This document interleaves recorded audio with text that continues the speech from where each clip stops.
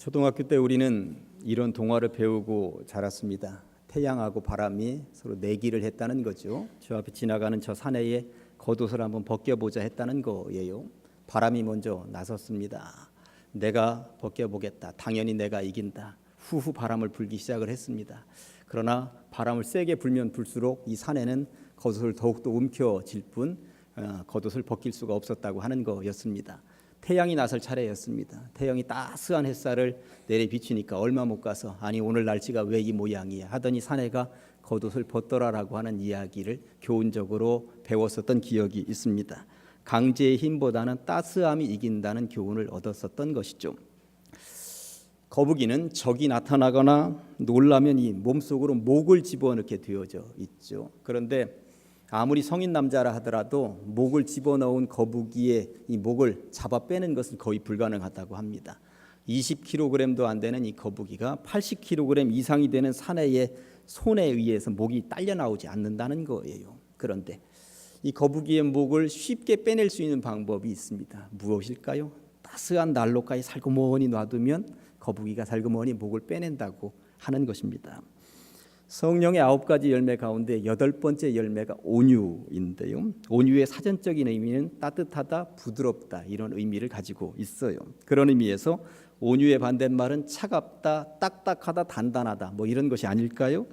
세상을 살다 보면 이 따뜻하고 부드러우면 약해 보입니다. 그런 의미에서 그런 사람들을 무시하는 경향이 있어요. 그러다 보니 사람들은 따뜻하고 부드러운 온유보다는 딱딱하고 차갑고 강한 이미지를 가지고 살려고 합니다. 상대방을 제압하기 위해서 눈을 부릅뜨기도 하고요. 목소리를 높이기도 하고 주먹을 휘두르기도 합니다. 이 겉옷을 벗어 제끼기도 하고 그리고 팔뚝에 있는 문신을 이렇게 보여주기도 하고 뭐 그렇게 하면서 내가 강하다, 내가 더 세다, 내가 더 튼실하다 이것을 보여주려고 하는 것입니다. 그러나 성경은 그렇게 살아서는 안 된다고 말씀하고 있습니다. 부드럽고 따뜻한 온유가 차갑고 딱딱한 강함을 이길 수가 있다고, 그것이 진리라고 말씀하고 있죠. 오늘은 온유에 대한 이야기를 해보려고 합니다. 성경을 살펴보았더니 온유의 사람들이 여럿 있더라고요. 그래서 온유의 사람 셋을 제가 예로 들어서 설명할 것입니다. 그리고 마지막에는 그렇다면 우리는 어떻게 온유하면서 살 것인가, 그 이야기로 결론을 내려보도록 하겠습니다. 첫째, 구약 성경에 가장 온유한 사람을 꼽아보았더니 모세더라고요. 온유한 사람 모세의 이야기를 해보도록 하겠습니다. 민수기 12장 3절 말씀이 이렇습니다. 이 사람 모세는 온유함이 지면의 모든 사람보다 더하더라. 그런데 여러분, 모세하면 뭐가 생각나십니까? 애굽 땅에 붙잡혀 있었던, 포로 생활하고 있었던, 노예 생활하고 있었던 이스라엘 백성들을 출애굽시킨 민족의 지도자, 이런 이미지가 먼저 떠오르지 않습니까? 그런데 보통의 지도자라고 하면 알렉산더 대왕이나 징기스칸 같이 뭐 칼을 들고 천하를 호령하며 전 세계를 휘젓고 다니는 것, 이런 이미지가 떠오르지 않습니까? 그런데 모세는 그런 여타의 지도자들하고는 굉장히 다른 지도자였다는 것을 성경을 읽어보면 알게 됩니다. 제가 볼 때 모세는 카리스마도 없고요, 어떨 때 보면 지도자 같지도 않습니다. 오히려 모세는 굉장히 무능해 보이기도 합니다. 백성들은 틈만 나면 불평을 터뜨렸습니다. 광야에서 생활을 하면서 그들은 틈만 나면 모세를 괴롭혔던 것이죠. 이집트로 돌아가자. 광야에서 이게 뭐 하는 짓이냐. 먹을 것 내놔라. 마실 물 내놔라. 이 만나와 메추라기 언제까지 이것만 먹고 살겠느냐. 이 하찮은 것들 이제는 징그러워서 못 먹겠다 하면서 금방이라도 돌을 집어서 모세에게 집어던질 기세였습니다. 모세는 언제 죽을지 모르는 그러한 상황 가운데 내몰릴 수도 있는 상황이었던 것이죠. 그런 백성들을 향하여 모세가 한 일은 아무것도 없습니다. 모세는 무슨 대안을 가지고 있지도 않아요. 홍해를 앞에 두고도, 광야에서 물이 떨어졌을 때에도, 백성들이 금송아지를 가지고 뭔가 만들어 놓고 그 앞에서 절을 하면서 희덕거리고 있을 때도 가만히 보면 모세는 어찌할 바를 알지 못하고 어쩔 줄을 몰라 합니다. 사실 지도자라면 무슨 대안을 가지고 있어야 되는 것 아닙니까? 백성들이 달려들면 이렇게 하는 것이 좋겠다, 대답을 좀 해줘야 되는 것 아닙니까? 그런데 모세는 전혀 그렇지를 않습니다. 저도 한 사람의 지도자로서 모세의 이런 이야기를 읽으면서 화가 나기도 했습니다. 그렇게도 카리스마가 없을까요? 그렇게도 대안을 제시하지 못할까요? 백성들은 사사건건 치고 올라오는데 이에 비해 모세는 너무나도 무기력해 보입니다. 그런데 중요한 것은 그런 모세를, 그렇게도 무기력해 보이는 모세를 하나님께서 사용하셨다는 것입니다. 왜 모세를 사용하셨을까요? 하나님께서는 이 머리를 굴리는 사람, 세상 말로는 통박을 굴리는 사람, 자기 멋대로 뭔가를 해보려고 하는 사람이 필요한 것이 아니라 하늘의 뜻을 그대로 실행시키는 그러한 사람을 원하셨다고 하는 것입니다. 그러한 인물로는 모세가 최고였다고 하는 것이죠. 솔직하게 말하자면 하나님께서 이 땅에서 뭔가를 실현시키고 싶을 때 이를 가장 잘 그르치는 사람이 누구인지 아십니까? 너무너무 똑똑한 사람, 너무너무 잘난 사람, 내 생각대로 뭔가 실현시켜 보고자 하는 사람, 이런 사람이 하나님의 일을 망치기 가장 좋은 사람입니다. 그런데 모세는 백성들이 불평과 불만을 터뜨리며 대들 때마다 자기 힘으로 뭘 해보려고 하거나 참모들의 도움을 받아서 해결해 보려고 하지 않더라 이 말입니다. 그렇다면 모세가 어떻게 했을까요? 번번이 문제를 가지고 하나님 앞에 엎드렸다는 것입니다. 하나님의 분부만 기다렸다는 것입니다. 하나님, 백성들이 들고 일어났습니다. 금방이라도 돌을 들어서 저를 향하여 집어던질 기세입니다. 하나님, 어떻게 할까요? 그럴 때마다 하나님께서는 예외 없이 모세에게 응답을 주셨고요. 그리고 그 모세는 하나님으로부터 받은 그 응답을 그대로 실행시켜 나갔다고 하는 것입니다. 사실 모세가 성질대로 하자면 뭐든 못했겠습니까? 모세가 머리를 굴려서 짜내보면 어떤 해결책이든 마련하지 못했겠습니까? 사실 모세도 젊은 시절 한때 이 욱하는 승질을 가지고 있던 사람이었습니다. 애굽에서 왕자 노릇하면서 사람을 죽인 살인자가 모세였습니다.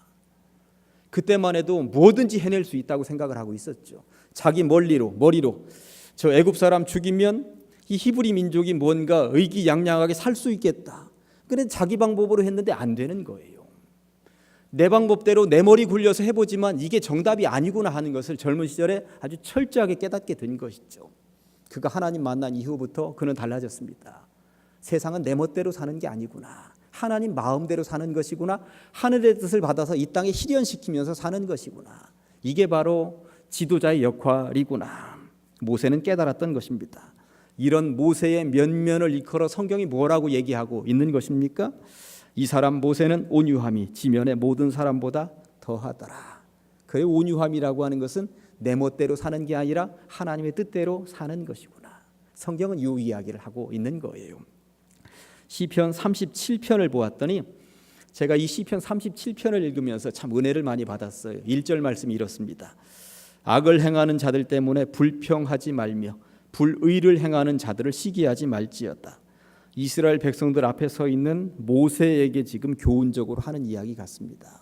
막 치고 올라오는 악을 행하는 불평하는 그들 앞에서 너도 따라서 함께 맞대거리하면서 불평하지 말라. 더 읽어보면 7절과 8절의 말씀이 이렇습니다. 여호와 앞에 잠잠하고 참고 기다리라. 자기 길이 형통하며 악한 꾀를 이루는 자 때문에 불평하지 말지어다. 분을 그치라. 노를 버리라. 불평하지 말라. 오히려 악을 만들 뿐이라. 시편 37편은 지금 뭐라고 말씀하고 있는 거예요? 전혀 불평하지 말라는 것입니다. 악을 행하는 백성들 앞에서도 불평하지 말라고, 머리 굴려서 악한 생각을 자꾸 만들어내는 사람들 앞에서도 불평하지 말라고, 화가 치밀어 올라도 불평하지 말라고, 악을 만들 뿐이라고 말씀합니다. 그렇다면 어떻게 해라? 37편을 뒤로 더 읽어보았더니 11절에서 온유한 자들은 온유하게 살라는 것입니다. 온유한 자들은 땅을 차지하며 풍성한 화평으로 즐거워하리로다. 아멘. 온유하게 살라는 것입니다. 불평불만이 아니라, 분노하는 것이 아니라, 화가 치밀어 오르면서 뭔가 되도 않는 소리를 짓거리는 것이 아니라 온유한 마음으로, 그러한 마음으로 사는 사람들에게 선물이 주어지는데 그 선물은 땅이라고. 사실 수천 년 전에 땅이면 모든 선물의 대표격이었습니다. 사실 조선시대에도 뭔가 공을 세운 사람들에게는 땅을 불화했습니다. 땅을 주는 것입니다. 그런데 그 옛날에야 땅이 가장 좋은 선물이었겠습니다만 오늘날은 건강일 수도 있고요. 물질의 복일 수도 있습니다. 자녀의 복일 수도 있고 합격 취직의 복일 수도 있고 사업의 성공일 수도 있고 아픈 이들의 치유일 수도 있는 것입니다. 그런데 이런 복을 누구에게 주시겠다고? 온유한 자들에게 주시겠다고 성경이 말씀하고 있습니다. 그러고 보니 시편 37편은 모세의 이야기였구나 하는 것을 알게 됩니다. 모세는 백성들 앞에서 화를 내기로 말하면 수천 수백 번을 더 내도 부족함이 없었을 것입니다. 그러나 모세는 화를 내지 않고 백성들을 이끌었죠. 참고 기다렸습니다. 그랬더니 하나님께서 모세를 통해서 이스라엘 백성들에게 무엇을 선물로 주셨습니까? 젖과 꿀이 흐르는 가나안 땅을 주셨습니다. 온유한 자에게 주시겠다는 그 땅, 젖과 꿀이 흐르는 가나안 땅, 모세를 통해서 이스라엘 백성들이, 온유한 모세를 통해서 이스라엘 백성들이 받아 누린 줄로 믿습니다. 따라해 보시겠습니다. 온유한 자들은 땅을 차지하며 풍성한 화평으로 즐거워하리로다. 이 복을 받아 누리는 성도님들 다 되시기를 간절히 축원합니다. 신약 성경의 온유한 사람의 대표격 두 번째, 예수님이더라고요. 예수님은 마태복음 11장 29절에서 이렇게 말씀하셨습니다. 나는 마음이 온유하고 겸손하니 나의 멍에를 메고 내게 배우라. 스스로 자기 자신을 일컬어서 온유한 성격이라고, 겸손한 성격이라고 말씀하고 계신 거예요. 예수님은 평생을 통해서 불쌍히 여기사 병자들을 찾아가셨습니다. 죽은 이를 보시고 눈물을 쏟으셨습니다. 아픈 이를 찾아 먼 길도 마다하지 않으셨습니다. 어린아이에서부터 버림받은 여인에 이르기까지 예수님께서는 일일이 끌어안으셨습니다. 재판을 받으면서도 십자가에 매달리시면서도 예수님은 용서하셨습니다. 그것이 바로 주님의 방법, 온유한 삶의 모범이었구나 하는 것을 우리는 성경을 통해서 배웠죠. 그래서 저는 예수님이 참 좋습니다. 예수님께서 하나님의 나라를 건설한다 하면서 이 칼을 들고 호령하면서 건설하셨더라면 저는 별로 예수님 좋아하지 않았을지도 모릅니다. 그런데 예수님은 부드러우셨고 따스하셨습니다. 언제든지 온유하셨다고 하는 것입니다. 그런 예수님의 온유한 성품에 사람들이 매료되었던 것이고 사람들이 몰려들었던 것이죠. 온유한 모세를 통해서 이스라엘 백성들은 젖과 꿀이 흐르는 가나안 땅을 얻게 되었다면 이 시대에, 신약 시대에 우리들은 예수님의 온유함을 통해서 우리가 얻게 된 것이 있습니다. 무엇일까요? 새하늘과 새 땅입니다. 예수 믿어야 그 땅을 주시겠다고 성경은 분명히 말씀하고 있는 것이죠. 오늘 본문 마태복음 5장 본문은 예수님께서 주시는 새하늘과 새 땅을 어떤 사람들에게 주시겠다고 예수님께서 예수님으로부터 그 온유를 배운 사람들에게 주시겠다는 것입니다. 다시 한 번 더 볼까요? 같이 한번 읽습니다. 시작. 온유한 자는 복이 있나니 그들이 땅을 기업으로 받을 것이며. 새하늘과 새 땅을 온유한 자들에게, 예수님으로부터 그 온유를 배운 사람들에게 주시겠다고 성경은 분명히 말씀하고 있습니다. 이 말을 반대로 읽어보면 온유하게 살지 않는다면 새하늘과 새 땅은 꿈도 꾸지 말라는 이야기인 거예요. 예수님은 분명하게 말씀하십니다. 부드러워야 천국 간다고, 따스해야 천국 간다고, 온유하게 살아야 천국 간다고 지금 말씀하고 계신 것이죠. 부디 비옵기는 예수님처럼 부드럽고 따스하시기를, 그렇게 온유하셨던 예수님의 성품을 배우고 익히셔서 새하늘과 새 땅의 주인공들이 다 되시기를 간절히 축원합니다. 세 번째 온유의 사람을 꼽아보았더니 바울이에요. 바울. 고린도전서 13장을 일컬어서 우리는 사랑장이라고 이야기들을 하죠. 내가 사람의 방언과 천사의 말을 알지라도 사랑이 없으면 소리나는 구리와 울리는 꽹과리가 되고로 시작을 해서 그런즉 믿음, 소망, 사랑 이 세 가지는 항상 있을 것인데 그 중에 제일은 사랑이라로 끝맺고 있으니 이게 이제 사랑장인 거예요. 10석절로 되어져 있는 사랑장 가운데 4절 말씀이 어떻게 되어 있습니까? 사랑은 오래 참고 사랑은 온유하며. 사랑은 온유하다는 거예요. 그러니까 온유는 사랑에 따른 말이구나 하는 것을 알 수가 있는 것이죠. 고린도 전서는 사도 바울이 고린도 교회에 써보낸 편지 아닙니까? 고린도 교회에 사랑이 메말라 있으니까 사랑해야 된다. 그러니 참아라. 그러니 온유하게 살아라. 따뜻한 마음을 가지고 부드러운 마음을 가지고 살아야 되지 않겠느냐. 간절하게 간곡하게 이 편지를 써보내고 있는 거예요. 그런데 사도 바울이 고린도 전서만 쓴 게 아니거든요. 총 13권의 편지를 썼습니다.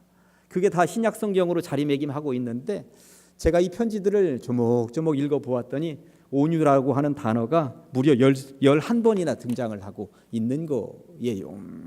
그러고 보니까 이 온유라고 하는 단어는 사도 바울의 편지에 있어서 숨겨져 있는 보석 같은 단어이구나 하는 것을 제가 발견하게 된 것입니다. 좀 전에 고린도전서 13장에서 4절에 사랑은 오래 참고 사랑은 온유하며 이렇게 보셨습니다만 갈라디아 교회 성도들에게도 편지를 써보내면서 온유를 강조하고 있습니다. 갈라디아서 6장 1절 말씀이 이렇습니다. 형제들아, 사람이 만일 무슨 범죄한 일이 드러나거든 신령한 너희는 온유한 심령으로 그러한 자를 바로 잡으라고. 세상 모든 사람들이 손가락질하고 저주하고 욕하고 저런 때려 죽일 놈 하고 있을 때에도 크리스찬들만큼은 예수님의 온유를 닮아서 그들을 어떻게든 구원받을 백성으로 천국 백성으로 미래 신자로 만들어야 할 사명이 있지 않겠느냐. 세상 사람들과 똑같은 방법으로 죄인을 다루어서는 안 된다라고 얘기하고 있는 것입니다. 바울은 후배 목회자인 디모데에게 편지를 써 보낼 때도 온유를 강조합니다. 목회자가 간직해야 하는 으뜸 성품이 온유라고 하는 거예요. 디모데후서 2장 24절에 보았더니 주의 종은 마땅히 다투지 아니하고 모든 사람에 대하여 온유해야 된다고 말씀하고 있습니다. 저는 이 성경을 읽으면서 이 자리에 서 있는 이 주의 종이 어떻게든 다투어서는 안 되는구나, 어떻게든 따스하고 부드럽게 온유하면서 살아야 되겠구나 하는 생각을 하면서 설교 준비를 했습니다. 만약에 제가 목회를 하면서 온유한 성품을 잃어버리면 여러분들은 이 본문을 기억하고 계셨다가 메모해 두고 계셨다가 저한테 문자를 보내거나 카톡으로 보내주시면 제가 아주 깜짝 놀랄 거예요. 그대로 살라고 있는 것 아닙니까? 그런데 성경을 읽어보았더니 주의 종만 그렇게 살라고 하는 게 아니에요. 제가 가만히 있겠습니까? 여러분들도 온유하게 살라고 분명히 쓰여져 있다는 사실입니다. 에베소서 4장 1절과 2절 말씀이 이렇습니다. 너희가 부르심을 받은 일에 합당하게 행하여 모든 겸손과 어떻게 온유로 하라고. 모든 성도들도 온유하게 살아야 된다는 거예요. 따스한 마음으로 살고 부드러운 마음으로 살아야 된다고 성경은 말씀하고 있습니다. 하나만 더 인용해 볼까요? 디모데전서 6장 11절 말씀해 보니까 오직 너 하나님의 사람아, 주의 종도 그리고 모든 성도들도 다 하나님의 사람들입니다. 공통적입니다. 그런 사람들이 어떻게 살아야 하는가? 이것들을 피하고 의와 경건과 믿음과 사랑과 인내와 무엇을 따르라? 온유를 따르라. 온유를 따르라고 분명히 말씀하고 있습니다. 그러고 보니 바울은 자신이 기록하고 있는 모든 편지에서 예수 잘 믿으라는 소리도 하지만 어떻게든 온유한 성품으로 살라라고 하는 것도 빼놓지 않고 강조하고 있다는 것입니다. 그런 의미에서 온유야말로 예수 믿는 사람이라면 누구나 할 것 없이 기본적으로 갖추고 있어야 하는 성품이구나. 이 자리에 있는 저나 그리고 그 자리에 계신 여러분들이나 우리 교회 모든 성도님들은 주님의 성품 닮아서 그리고 바울의 성품 닮아서 온유하게 살아갈 수 있으시기를 간절히 축원합니다. 그래서 오늘 설교의 네 번째 주제가 온유한 사람 나. 이 나는 여기 있는 저 그리고 그 자리에 있는 여러분들입니다. 온유하게 살아야 되겠구나. 질문 하나 해보겠습니다. 오래 살고 싶으시죠? 어떻게 하면 오래 살 수 있을까요? 성경을 읽어보았더니 온유하면 오래 산다고 되어 있어요. 미우라 아야코라고 하는 일본의 기독교 작가, 여류 작가가 있습니다. 이분이 빙점 이런 소설을 써서 아주 유명해졌죠. 그분이 다니는 교회에 동물원의 원장을 초대해서 강연을 한번 들었던가 봅니다. 동물들의 특성, 동물들의 수명 이런 이야기들을 들었는데 강의가 다 끝난 이후에 미우라 아야코 여사가 손을 들고 질문을 한 거예요. 동물원 원장에게.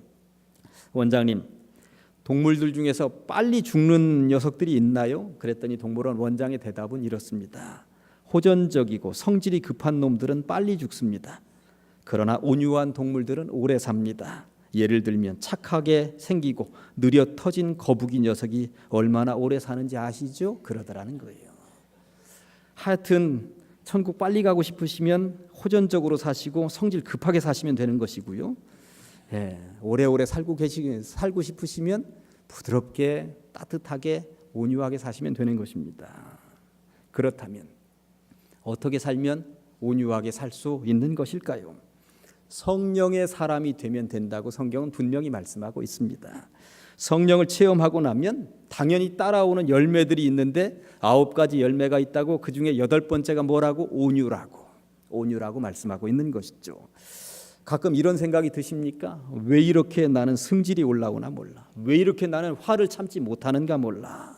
성령을 제대로 체험하지 못했기 때문에 그런 것이죠. 성경은 분명히 성령의 열매에는 온유가 있다고 했는데 온유가 제대로 자리매김을 하지 못하고 있다면, 성질이 자꾸 올라오고 있다면 제대로 성령을 체험하지 못했다고 하는 것입니다. 사람의 근육이 굳으면 큰일 나죠. 근육이 자꾸 굳어서 완전히 딱딱하게 되면 죽습니다. 그러니 근육이 완전히 굳기 전에 어떻게든 풀어주어야 합니다. 우리의 마음에서 자꾸만 성질이 머리 꼭대기까지 올라오고 언어가 정제되지 못하여 차갑게 쏟아져 나올 때가 있습니다. 왜 그럽니까? 마음이 굳어졌기 때문에 그렇습니다. 어떻게 해야 할까요? 거듭 말씀드립니다만 성령 받으면 됩니다. 성령을 이 마음에 모시면 된다고 하는 것이죠. 에스겔 36장 26절 말씀이 이렇습니다. 또 새로운 영을, 그러니까 성령을 너희 속에 두고 새 마음을 너희에게 주되 너희 육신에서 굳은 마음을 제거하고 부드러운 마음을 줄 것이라고 분명히 말씀하고 있습니다. 그러니까 성령을 이 마음에 모시면 단단해져 있었던 마음, 차갑던 마음들이 부드럽게 되고 따스하게 된다고 성경이 분명히 말씀하고 있는 것입니다. 거듭 말씀을 드립니다만 온유는 성령의 열매입니다. 이게 성령을 체험하면 온유는 자동적으로 따라온다는 것입니다. 반대로 말하면 온유한 마음이 없고 자꾸 마음이 돌덩이처럼 굳어진다? 그러면 성령이 없거나 성령이 떠나가고 있는 것이죠. 성령을 회복하셔야 할 줄로 믿습니다. 이제 말씀을 정리해 보겠습니다. 모세는 온유한 사람이었습니다. 이 땅에 어떤 사람들보다도 온유했다고. 그가 왜 온유했는가? 내 생각 어떻게든 펼치고 그것을 관철시키려고 노력한 게 아니라 하나님의 뜻이 무엇인가? 하나님의 뜻을 이 땅에서 실현시키기 위해서 노력한 사람이었기 때문에 그를 온유한 사람이라고 성경은 말하고 있더라.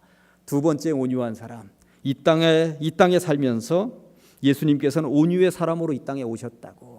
그리고 당신을 통해서 온유를 배우라고 분명히 말씀하고 있으니 예수님의 성품을 이 마음에 품기 위해서 노력해야 되는 것이구나. 세 번째 온유는 바울을 통해서 우리가 배웠습니다. 바울은 온유했고, 그리고 바울의 교회 공동체는 어떻게든 온유한 공동체가 되기 위해서 그가 애쓰고 노력했다고 하는 것입니다. 그렇다면 이제는 우리 차례입니다. 살다가 보면 가정의 상황이나 직장의 상황이나 또 사회 운전하고 다니면서도 다양한 환경들이 우리를 화나게 하죠. 그런데 우리가 지금 맞이한 11월은 감사의 계절입니다. 감사하며 살기에도 부족한 인생 아니겠습니까? 뭘 그렇게 화를 내면서 사실 것입니까? 한번 따라 하실까요? 화내는 사람 없는 교회, 온유한 사람들의 교회, 감사만 넘치는 교회, 그런 교회가 우리 교회인 줄로 믿습니다. 그렇게 되어서 이 땅에서 주시는 하늘의 복도 받아 누리시고 예수님께서 예비하신 새 하늘과 새 땅도 여러분들의 것이 될 수 있기를, 그래서 11월 한 달이 그러한 소망으로 복되시기를 주님의 이름으로 간절히 축원합니다. 기도하시겠습니다. 하나님 아버지 감사합니다. 거룩한 주일 주님 전에 찾아 나와서 온유에 대해서 살펴보게 하시니 감사합니다. 화날 일 많은 세상 속에서 화를 내는 것이 아니라 온유와 감사로 차고 흘러넘치는 우리네 인생이 될 수 있도록 하여 주시옵소서. 예수님의 이름으로 기도합니다. 아멘.